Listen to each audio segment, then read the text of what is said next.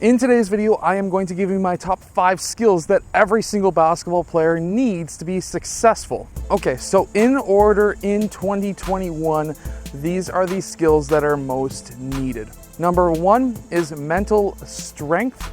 That's going to be, of course, being able to handle pressure, whether it be from peers, friends, family, coaches, teammates, other teams, doesn't matter. You need to be strong. You need to block out everybody. Number 2 is shooting. Shooting is becoming really important. If you're not able to shoot over 35% from the three-point line, you better learn how to do so. More and more teams are running the 4-out and 5-out offenses, which means that if you're not being able to shoot threes, then of course you're going to be not able to stretch that defense to be able to get your teammates open as well. Number 3 is going to be ball handling. Of course, everyone needs to be able to handle the ball out on the three-point line. You don't have to be the most fanciest of ball handlers, but you need to have some basic moves and of course the ability to handle pressure defenses. Number 4 is going to be rebounding. Rebounding is extremely important on the defensive and offensive side of the game. And number 5 is of course defense. More and more teams are looking for defense. If you're not a great defender, you are now a weak link when it comes to the defense, which means that if your man starts scoring on you willy-nilly, then guess what? You're going to be sitting on the bench and somebody else is going to be playing the game. So let's start with defense first. And of course, on defense, there are some tactics, tips, and tricks that I can give you. Number 1 is you should always be on your toes. They don't need to be way up in the air like this, but you need to be on your toes. That's going to engage your Achilles, it's going to engage your calves, and these are fast twitch muscles and ligaments that will allow you to be able to change directions quicker so that now you can keep up with the player that you're defending.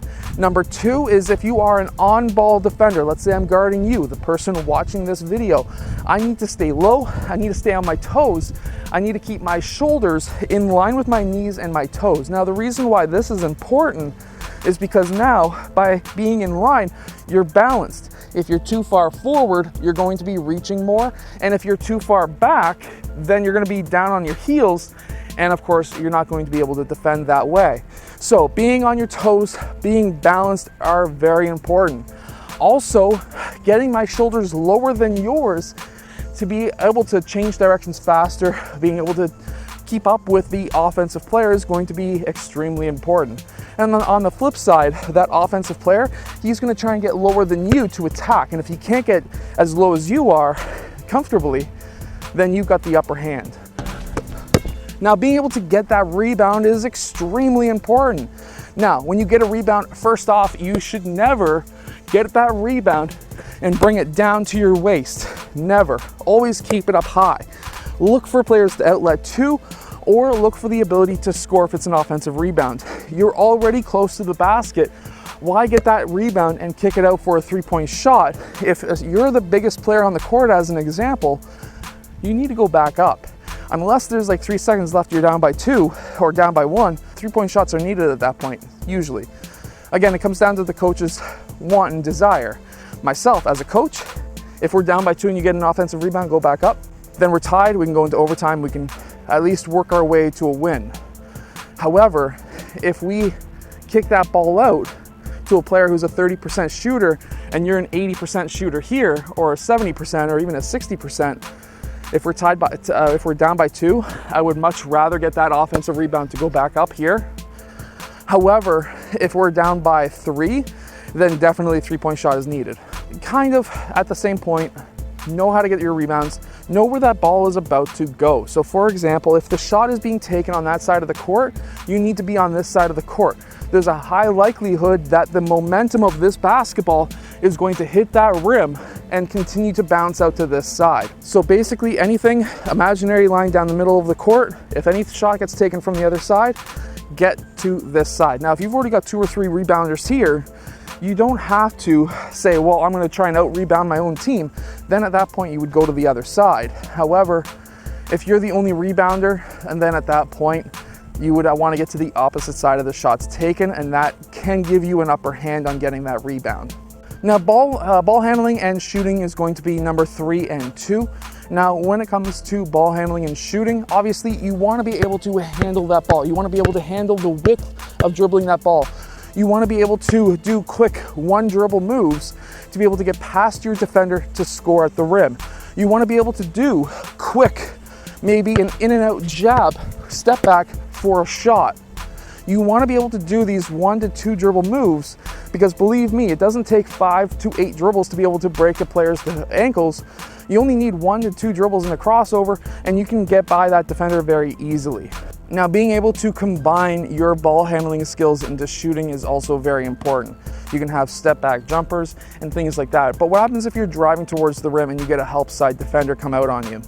This is one of the moves that you can use, and it's actually a very simple drill to actually run. So if you're driving on your defender and you've gotten past him, now you've got a help side defender come out, you can do a quick behind the back step back to take that shot.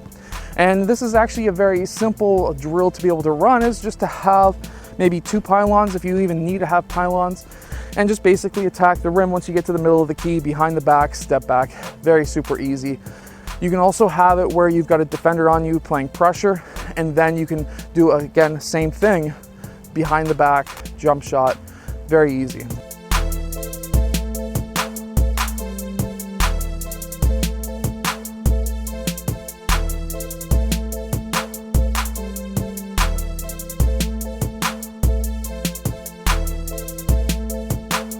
And then of course the mental aspect, in my opinion, is number 1. So there's a really great saying that is, the greatest shooters or the best shooters have the worst memory. And what that is basically meaning is, if you come down and you miss your shot, totally forget that you missed, but try to remember why you missed. So for example, if your shot was too short, then maybe you needed more legs. If your shot was too long, maybe you needed a higher release, or maybe you felt to go off the side of your hand and it shouldn't have happened, then you just need to get your hand wider. There's some simple quick fixes that you can do, but you have to remember why you missed, but not that you missed. In fact, I still remember the Steph Curry game where he missed the first 5 or 6 threes and he ended up making the next 8 or 9. Now, that is what I'm talking about. Forget that you missed, but remember why you missed and then correct that in game. Also, we have to remember that, of course, there's going to be a lot of peer pressure put on us, especially at the higher levels. So you're gonna have a lot of trash talkers, which are a lot of fun. You're gonna have a lot of teammates who are saying, man, you're our best player, you need to hit those shots. You're gonna have the coach saying, hey, we're gonna run our 5 out for little Johnny here. Little Johnny, you're gonna come off that double pin down, we're gonna hit that 3. You've got a lot of pressures on you. Maybe you're getting recruited. You have to try and leave that to the side and play the game. Don't worry about what's going on in the game. If somebody's trash talking, you trash talk them back, have fun, but don't let it get personal to yourself. I hope that you've enjoyed today's video. If you have, hit that like button, subscribe, and I'll see you guys again next time.